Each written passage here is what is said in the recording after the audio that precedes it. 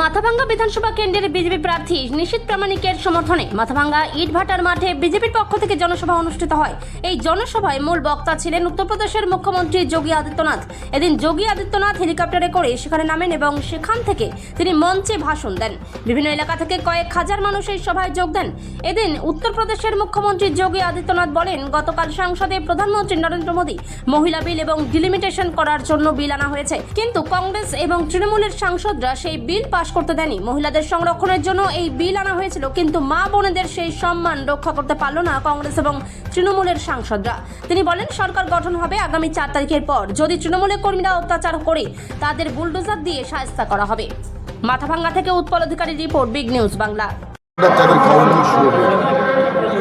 আমরা বলেছি, যারা সাধারণ মানুষকে চোখ রাঙাবে আমরাও ছেড়ে কথা বলবো, যারা সাধারণ মানুষকে ধমকাবে চমকাবে আমরাও ছেড়ে কথা বলবো না। প্রয়োজন হলে উত্তরপ্রদেশে বুলডোজার চলেছে, পশ্চিমবঙ্গেও বুলডোজার চলবে, পশ্চিমবঙ্গেও ডাবল ইঞ্জিনের সরকার চলবে। এই যে এত মানুষ আজকে এলো যোগী আদিত্যনাথের এই সভায়, শেষ কবে কোচবিহারের মানুষ এত লোক দেখেছে তা অনেকেই হয়তো জানে না, কি বলবেন এর পরে?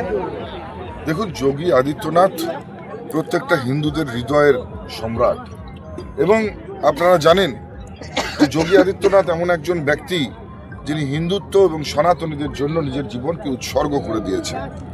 আজকে ভারত মায়ের একজন এমন বীর সন্তান যিনি উত্তরপ্রদেশের সমস্ত যারা গুন্ডা বদমাশ তাদেরকে ঠান্ডা করে দিয়েছে।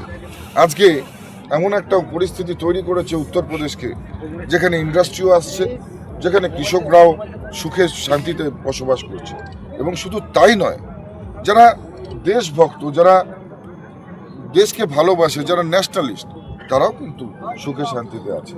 শুধুমাত্র মনে রাখবেন, যারা বদমাশ গুন্ডা, যারা মানুষের অধিকার খর্ব করতে চায় উত্তরপ্রদেশকে, তাদেরকেই কিন্তু বেছে বেছে যোগীজি শায়েস্তা করেছেন।